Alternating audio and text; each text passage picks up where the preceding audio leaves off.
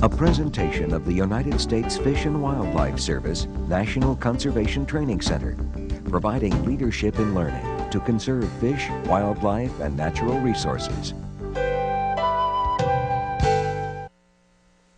Hi, I'm Mark Madison, the historian at the National Conservation Training Center in Shepherdstown, West Virginia, and I'd like to welcome you to another of our series of Conservationists in Action. Today we have quite a distinguished scientist and amateur filmmaker. We have William Sladen joining us this afternoon, and before William begins, I'd like to just tell you a little about him.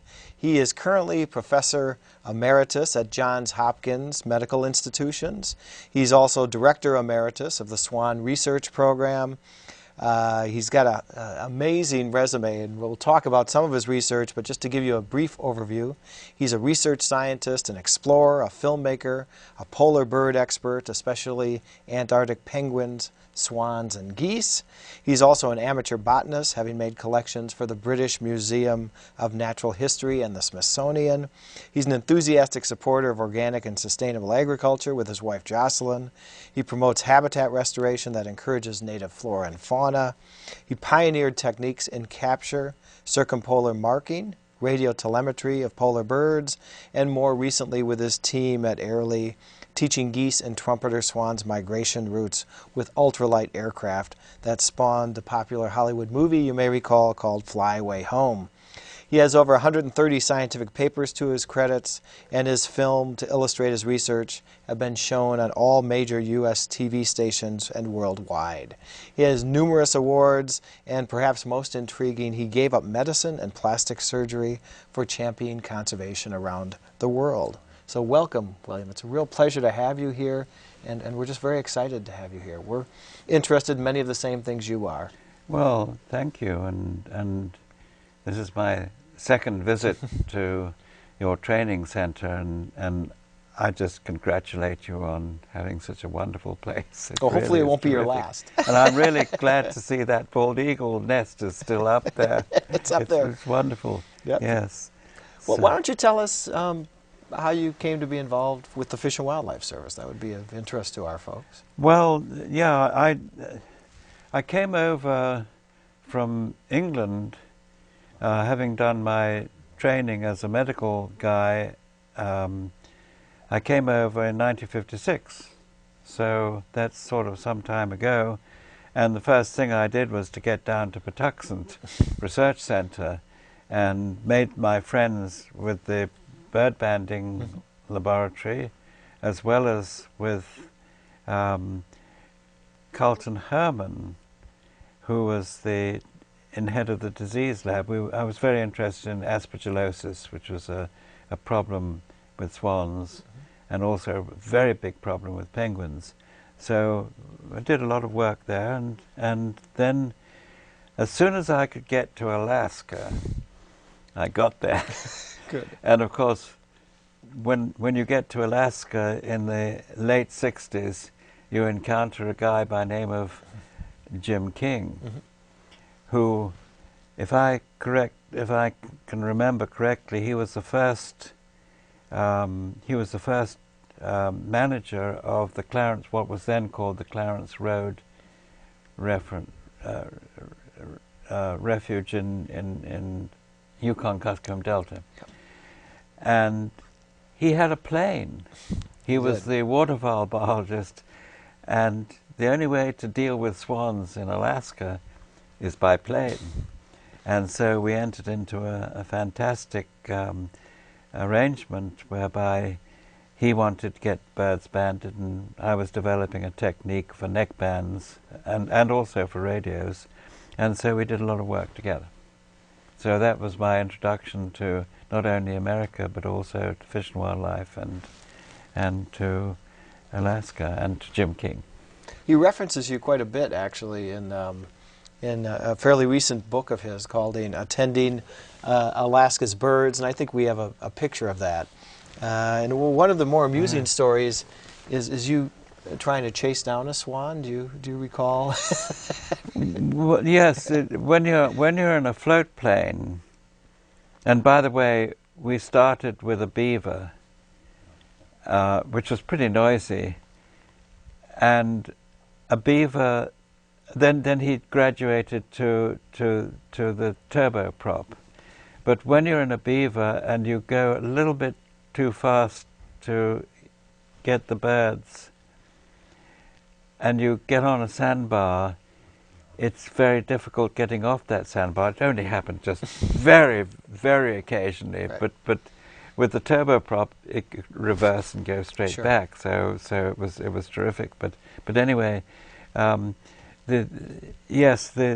technique that we developed was to gently push them on land, and then when the propeller has stopped, that's very important. Yes. When the propeller has stopped, you jump out and chase them down. And I wrote an article for the National Geographic in 1975, July 1975, which showed a picture. They wanted a picture of me chasing a poor little young swan over the tundra, but anyway.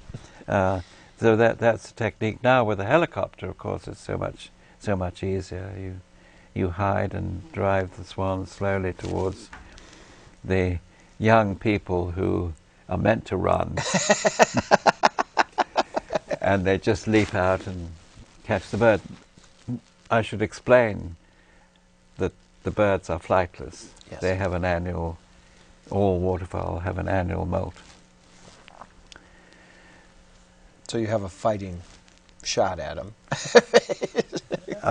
Yes, and another technique, of course, is to catch them in the water with when you're on the float and with a net. And that's requires a lot of skill. The trouble is if the bird decides to dive and get away and do a right-handed turn, you give up.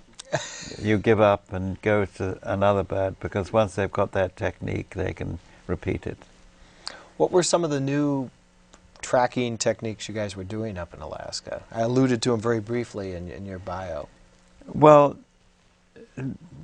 I don't know, not many people remember, but in 1962, November 1962, a Viscount aircraft turboprop from United Airlines crashed over Ellicott City in Maryland, and all were killed on board.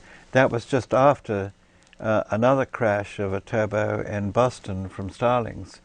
So, as is usually the case, when you have dead bodies, something happens, and there was money released in the mid-60s for bird hazards to aircraft, and so we got in on the bird hazards of swans, and nobody knew the migration route of the swans, and that's very interesting, because Jim and I were with Jim Bartonek, who was the Pacific Flyway manager for some time.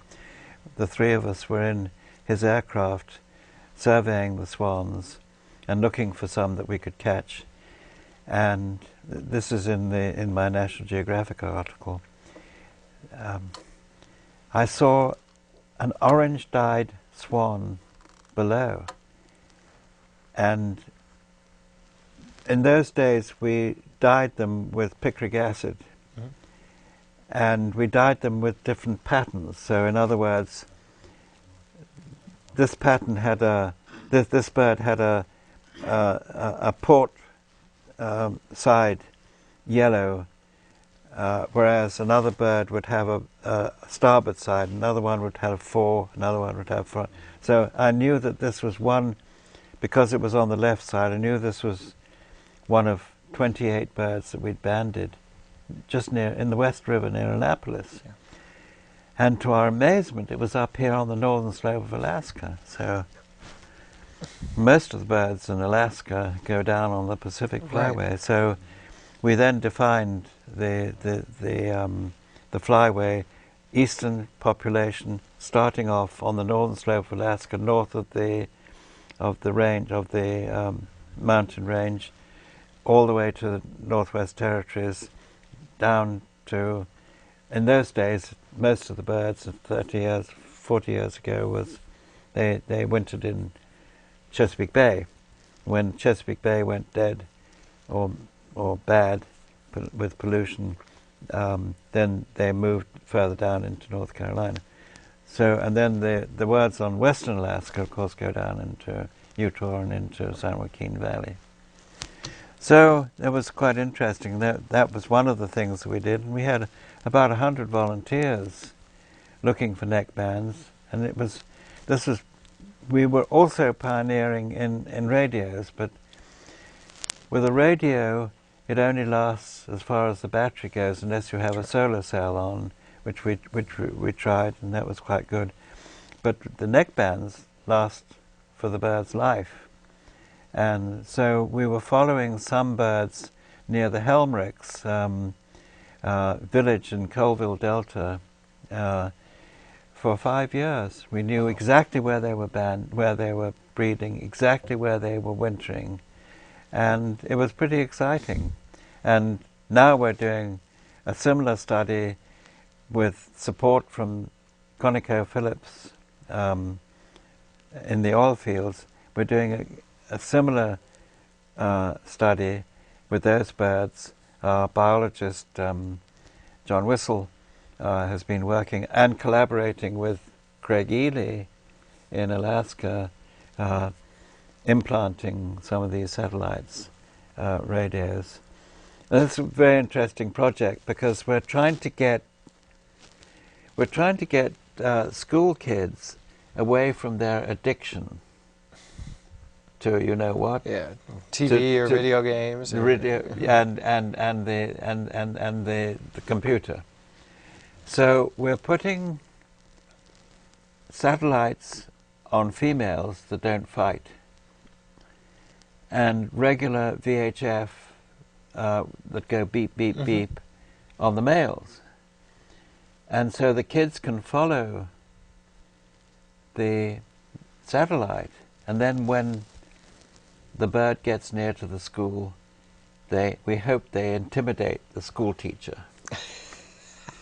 So get into the bus and go out, and we can loan them the receiver and actually see the birds together where they are, and then of course learn about the wetlands. The swans, of course, are not all that important. They're beautiful and they're right. Popular, but they're not all that important. The worms are probably more important, as you know. And, according to the invertebrate specialist. Yes, according to and according to, and the botany. Too. Yeah. Yes. Yeah. So that's really interesting. Does that program have a name, or is there a website if people want to learn more? Yes, there's a website called Swan Migration. One word, swanmigration.org. So they can look this up, and it's a little bit complicated for me, but these young people know. 5-year-olds can put me to shame already. Well, it's a great way to get kids out in nature, too. It is, yes. And so it's very important for them to use the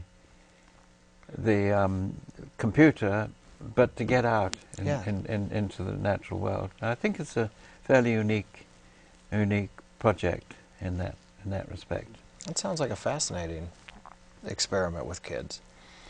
What about your ultralight migration work? How did you get into that? We got into that because Bill Lishman, who founded the Operation Migration, who's working, or he started with the whooping cranes more recently, which is very successful. He showed a film at a Trumpeter Swan Society meeting called Come On Geese. It won a prize for education and research. And he showed this, how he got into the air with his ultralight, which he made himself, and trained geese to follow him. And me being a private citizen and not government, right, hit the ceiling in excitement and said, come on, let's do this. And it's a long story. It took us about 3 years to get the permit, but we did it. And we did it with our, I shouldn't be saying guinea pigs, we did it with our test birds, the geese. And it was resoundingly successful. The geese not only followed his plane down to Airlie, where we live, the Airlie Centre, conference centre. We looked after them for the winter, and they returned. And it's a long story. Yeah. They returned to his home. Almost all of them returned to his home, so we thought this would be worthwhile doing it with swans. And there's no way that we can release trumpeter swans into the flyway at the moment without the Atlantic Flyway's permission, so we've sort of rather given that up at the moment. We have to work on an easier and a less expensive technique for teaching the migration route. Otherwise they're going to be resident, like the resident geese, which are becoming a problem. But it's been very successful, extremely successful with the whooping crane. I'm sure you all know about that. Right, we're engaged in that. It's a terrific, yes. Very expensive and rather dangerous. So we have the birds or the pilots? Dangers to the pilots and dangers to the birds. We have other methods which we're working on at the moment, which are less expensive. But it all depends on a little bit of money. Yes. As you know. So, yes. You mentioned something we have a million questions about constantly out here, and that is geese or migratory waterfowl that stop migrating. What causes that? Because we get that question perennially. Why are the Canada geese not migrating? Why are these species not migrating? You know, we should explain that, and my wife Jocelyn keeps on telling me that you have to explain why we have a flock of resident geese as opposed to migratory geese. Right. And the simple answer is geese, swans and cranes and probably other birds have lost their ability to migrate by instinct, like the warblers and the finches. They have to learn a migration from their parents. They have to learn a migration from their parents. These are flocking birds. And correct me if I'm wrong, when live decoys were outlawed in the 1930s, I'm not very good at my dates, but somewhere around 1930s. The early 20th century, yeah. About 30,000 pinioned that couldn't fly geese were released into the bay, and they were released all over the country. And of course, Fish and Wildlife, in its infinite wisdom, by the way, always said the more geese, the more there are to collect by the hunting method and to eat. So these geese took a fair time to get themselves oriented, but they couldn't fly, therefore their young, they couldn't teach their young a migration route. So it's as simple as that. So, and that's what they fear about the trumpeter swan. If we just release them, they need to be taught a migration route. So the resident geese have multiplied like anything, and yes, of course, the ones in New York, when they get, or the ones in Ohio, when they get frozen out, they come south and they work out their own migration route. Right. What the ultralight technique does is to show them what we believe, or what you all believe, is a safe migration route that doesn't necessarily go over cities and goes from one refuge to another. And it's a good technique, but it's very expensive. So that's the explanation of resident geese. That's fascinating. And the other ones, the migratory geese, continue because they're learning from the Arctic how to migrate from their parents. Well, another aspect of your varied career has been filmmaking. In fact, last time we talked, you mentioned you'd made a film very early on, but tell me how you got into the natural history filmmaking. Filming, I've always been interested in filming, and when I first went down to the Antarctic, I was with Vivian Fuchs, who later was the first one to cross the Antarctic. He collaborated with the late Sir Edmund. They're both dead.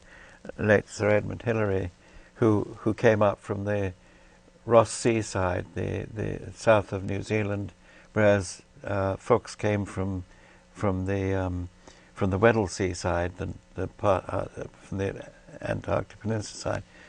I went down in 1948 and spent my first winter at Hope Bay at the tip of the Antarctic Peninsula, and started getting involved with penguins.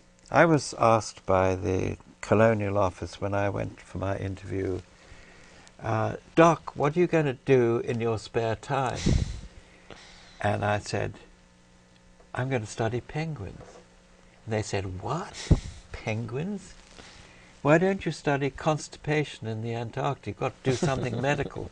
Well, I'll never forget how we fed pemmican to our husky dogs when we were doing surveys, and they weren't constipated. They were not constipated. We will not discuss that. We won't discuss that. But I felt it was very important, particularly when you're studying behavior, ethology. Nico Tinbergen, who got the Nobel Prize with Konrad Lorenz for medicine, was one of my examiners when I got my PhD at Oxford. Very important to illustrate your research, and particularly with behavior, with filming. So I made a film during my tenure, my first tenure with the British Antarctic Survey, in 1948 and then 1951, and that was shown. My first film in America. Oh, well, my first films were shown on TV with Sir Peter Scott. Peter Scott was the son. He was 3 years old when his dad, Captain Scott, died on his way back from the South Pole. Yeah. And he was 3 years old. And Peter, I think Peter is probably the greatest conservationist. He helped found the World Wildlife Fund and the book and all that stuff. But he was one of the first TV showers, had a very good voice, and in fact he had a program called Look, and I showed my film then.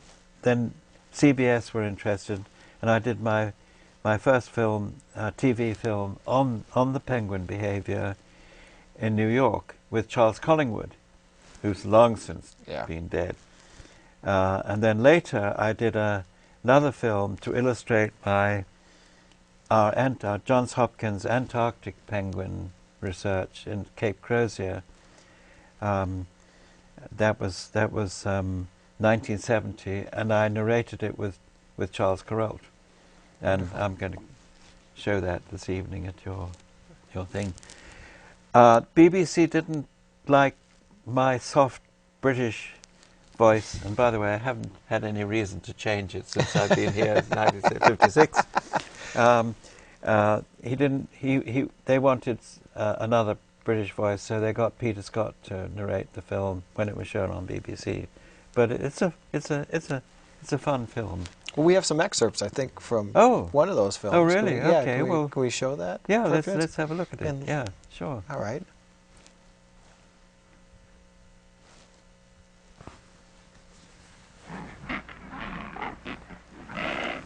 They are birds. They have feathers, lay eggs, walk upright. They are flightless, but they can fly under the water using their flippers as paddles. They live in the southern hemisphere, below the equator, most often in very large cities. In this hour, we will live with them in one such city. The population of Penguin City is 300,000, about as many penguins as there are people in Omaha, Nebraska. Penguins are generally responsible, are monogamous, one mate, and faithful not only to their mates, but to their homes, their territories. They live about 15 years. We will take you to Penguin City, which is really Cape Crozier in the Antarctic, 1,000 miles from the South Pole, for a story that has many human counterparts: life and death, the weak and the strong, the survival of the fittest, all of these maintaining the delicate balance of nature. Normally an orderly city, but there is disorder too: stealing, divorce, juvenile behavior, aggression. And there is danger. Danger from the predators. In the water, the leopard seal, which can devour them.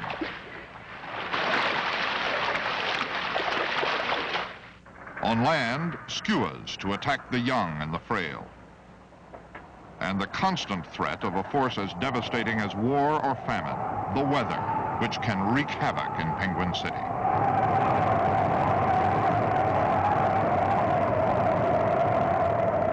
All penguins look alike. We, man, cannot easily tell their sexes or ages. How can we recognize them so that we can study Penguin City? The method is banding. The man who has done this is Dr. William Sladen on the left, a Johns Hopkins University ecologist who has spent 8 years in Antarctica collecting this data with National Science Foundation and Navy support, and whose film this is. Dr. Sladen and his Johns Hopkins colleagues use bands with easily read numbers and color codes to identify the birds. It's a quick and painless procedure for the penguins. The birds will wear these bands for the rest of their lives. When they are released, they soon forget that man has given them an identity, and the scientists can study them from a distance without disturbing the life in Penguin City.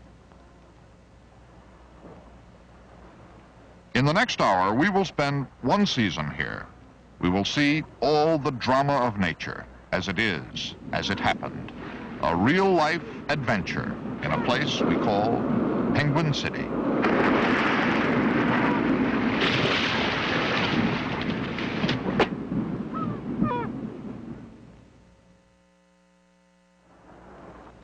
We call this ecstatic display, a male advertising display to attract a female, like a song in other birds.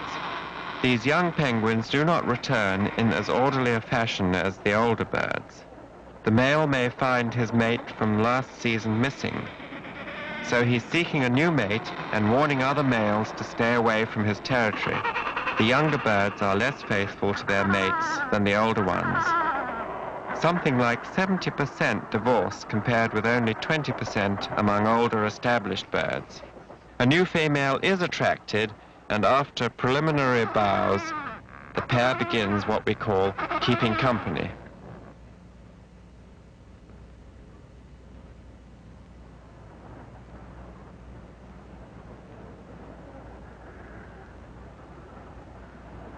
As will happen, however, in life, in fiction, and in Penguin City, the original female may return, and then there is a spirited fight, female against female, with the territory and the male at stake.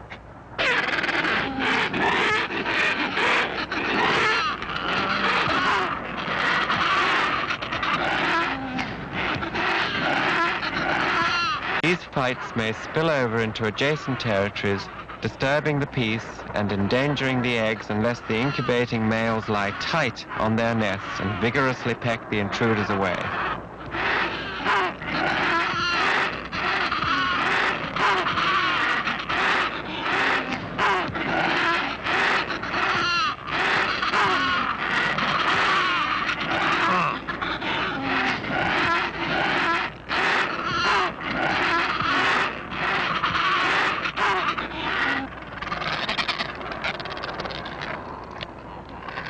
Finally, the young female is expelled from the nest.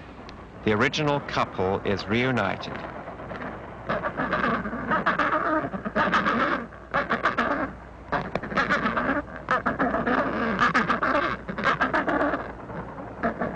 The rejected female, dirty and beaten up, stands at the edge of the colony. The tranquility of the rookery may thus be briefly broken, but by and large, everything is peaceful.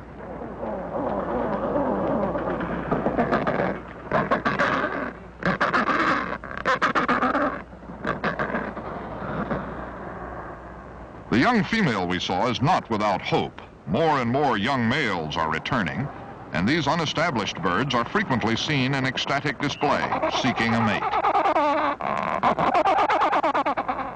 We mentioned thievery in Penguin City. You will now see a classic case. Here, an industrious nest builder putting away a few stones for a snowy day. Remember, he always moves into your picture from the right side of the screen.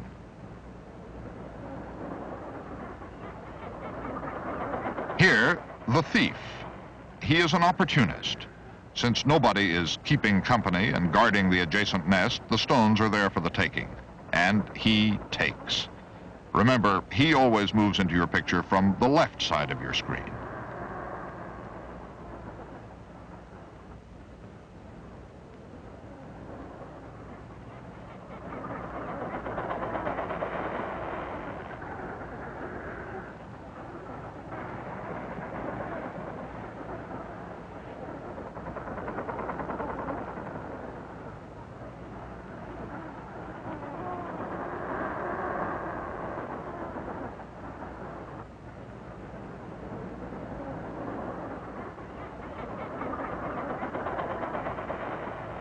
Finally, caught red-handed.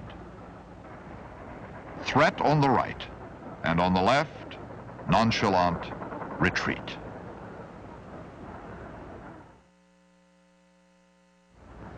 We call them non-breeding wanderers. They are unlikely to breed this season, and they wander around the rookery in an apparently aimless fashion. The young males are more territorial than the young females, but all show a characteristic indecision that distinguishes them from the older and experienced birds. Their behavior is often disruptive. Like the older birds, they will steal when the opportunity comes their way.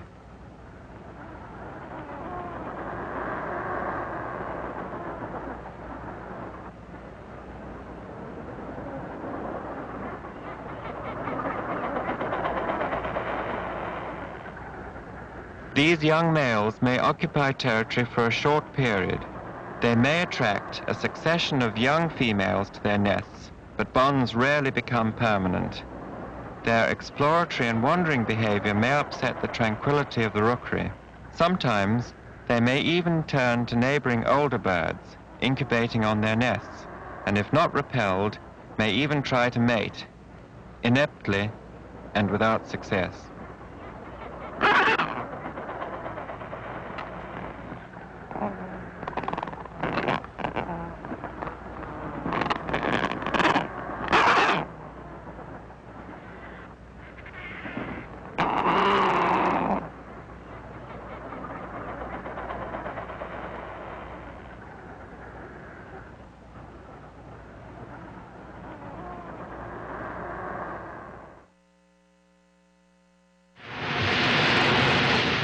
When the ice has gone, the sea has free access to the beaches. Great waves crashing in along the shore must be negotiated by the parents, or the chicks will go hungry and be ready prey for the skuas.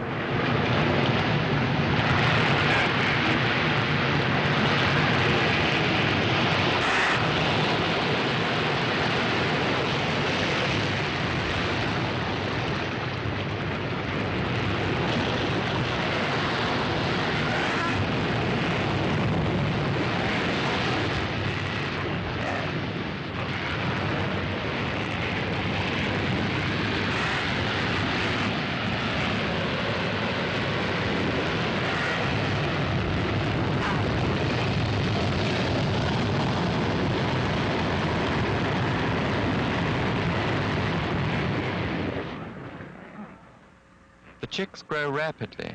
At first, they lie in the nests guarded by one parent. Then they become more mobile and active, but they are rigorously kept within their territories by neighbors. The mutual display and sound serve an important function in aiding recognition between parents and chicks.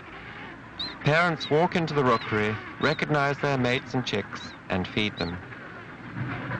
At this stage, the chicks are learning the voice and appearance of their parents. This recognition will be essential for their survival as they grow older.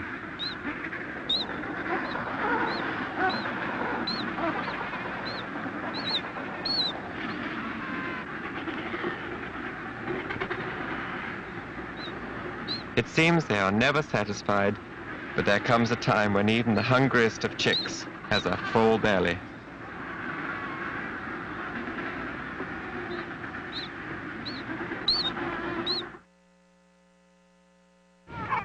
Now, the most dramatic moment of all. The chicks will go to sea, quite independently of their parents. They have never felt the salt spray before. They have never swum in their lives.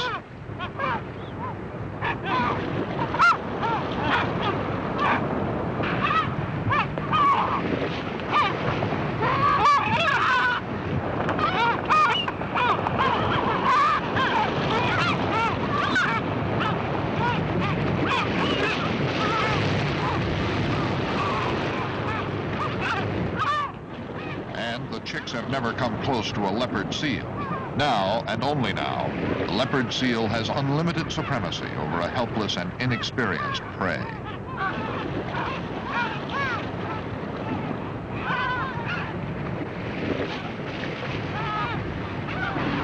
But for every chick it grabs, thousands of others get through. Again, safety in numbers.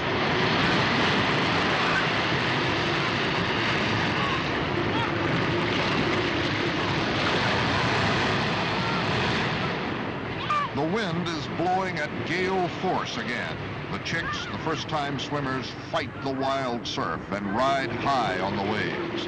Their plumage is wet for the first time. Their flippers are frantically beating for the first time. But they are off.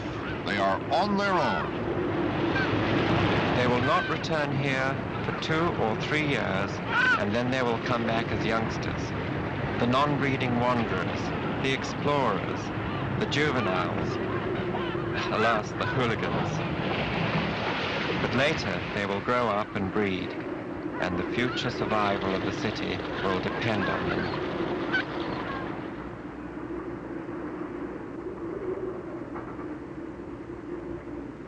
A season is over. A city of 300,000 has been abandoned. The leopard seal has departed with the last of the penguins.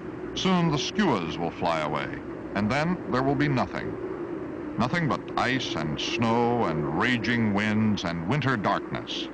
Nothing until another season, when life will be renewed in Penguin City.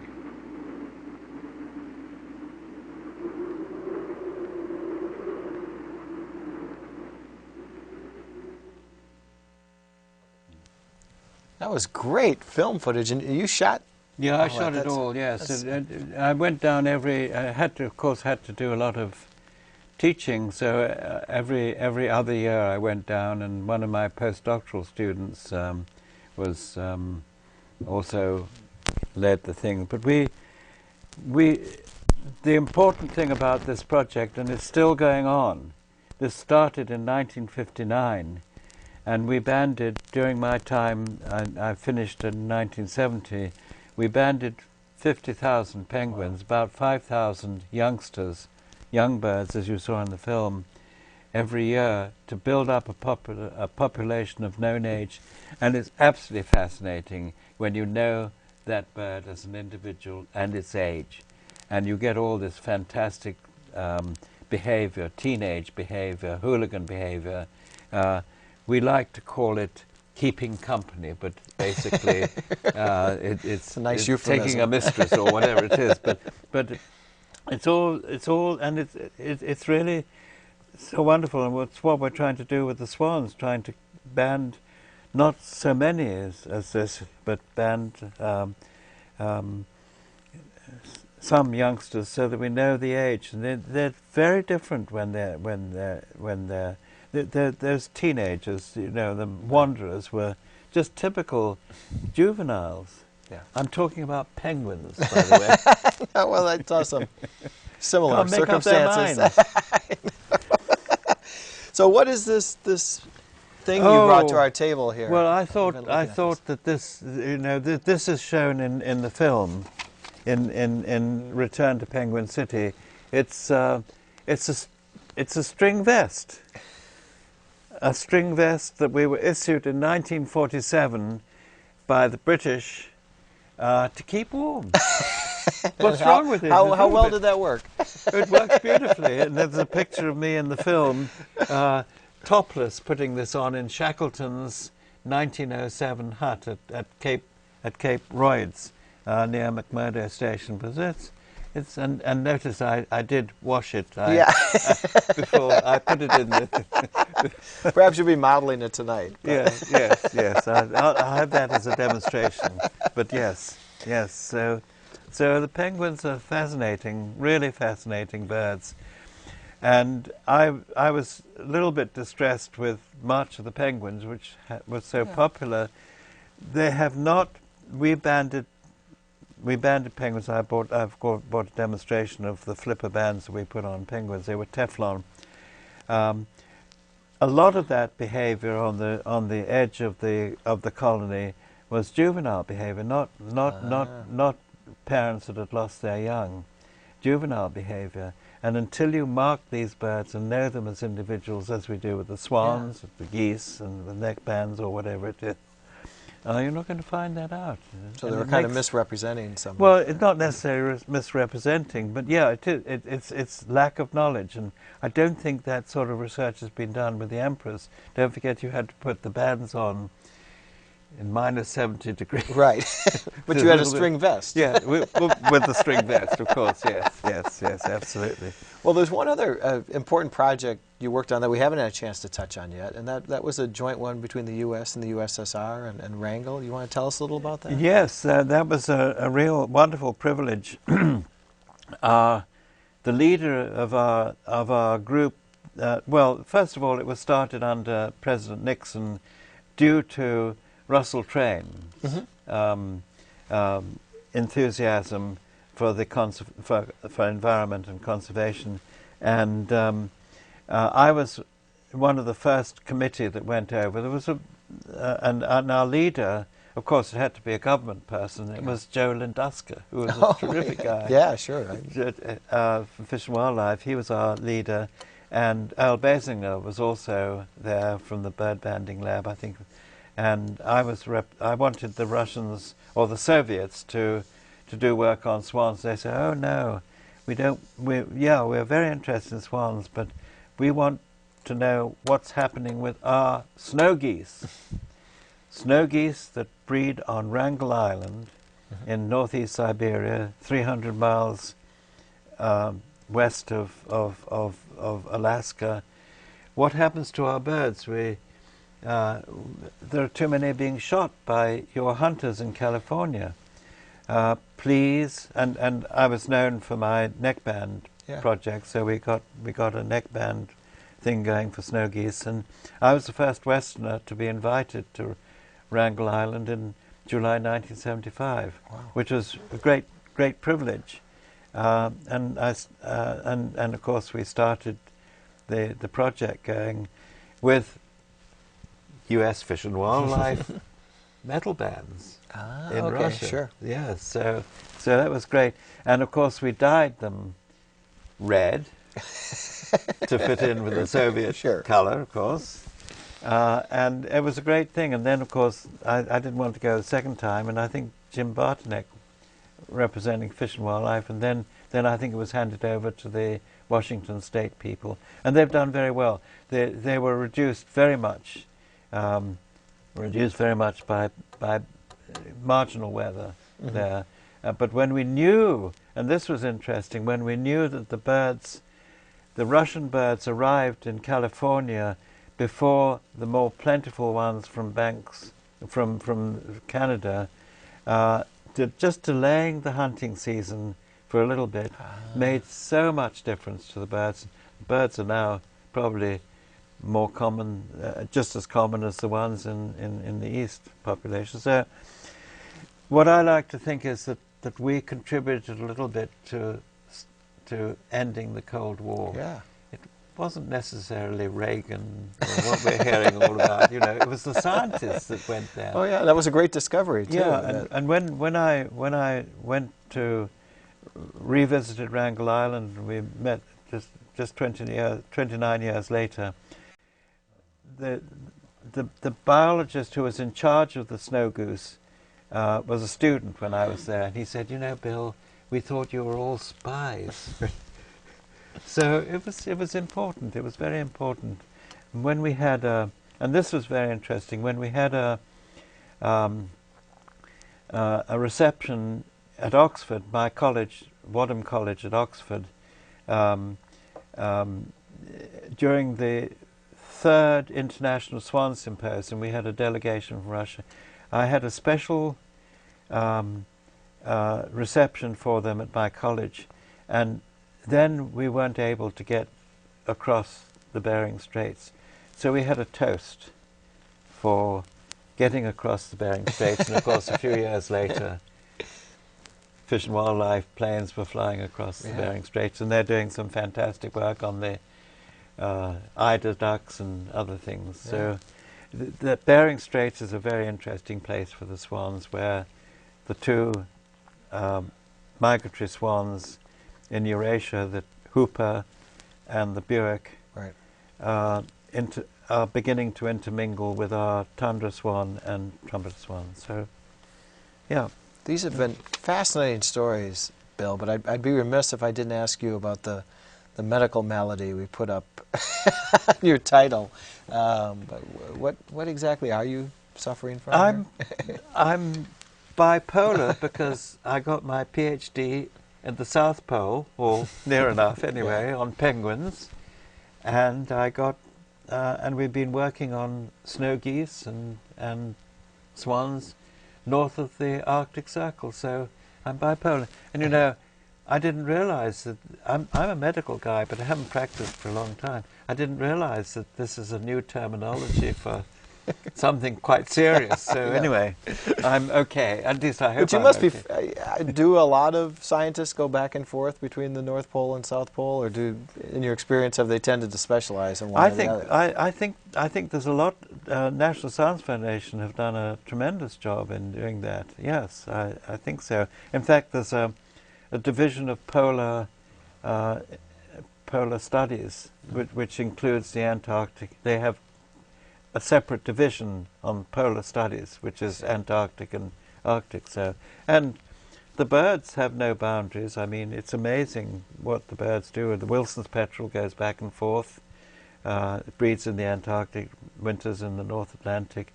Some of these shorebirds go but stay in South America. But the great bipolar bird is our Arctic tern, which breeds in the Arctic well north of the Arctic Circle, and spends the winter in the Antarctic pack ice. It does, I think,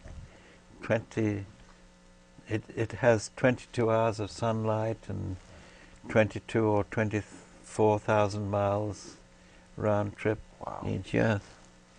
Well, amazing. Bill, this has been a wonderful pleasure. As we were sitting here, I just realized we're celebrating your 60th anniversary of being involved in filmmaking.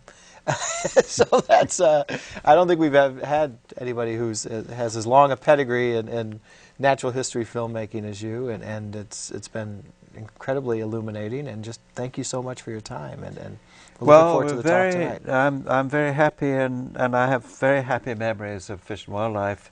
I just want to make sure that I survive until November 2010, when I will be going down to the Antarctic in an icebreaker, lecturing, hopefully, and I will be then celebrating my 8th decade of Antarctic involvement, and we could do the same with the North too. We'll have to work out something with the Fish and Wildlife in the North. And we'll have to bring you back out. We need Jim King to survive too. Well, thank you, Bill. Really appreciate it. I'd like to thank everybody that took the time to tune in this afternoon. And our next Conservationist in Action distance broadcast will be J.B. Rule. He's an attorney who's going to talk about climate change and the Endangered Species Act. Thank you very much.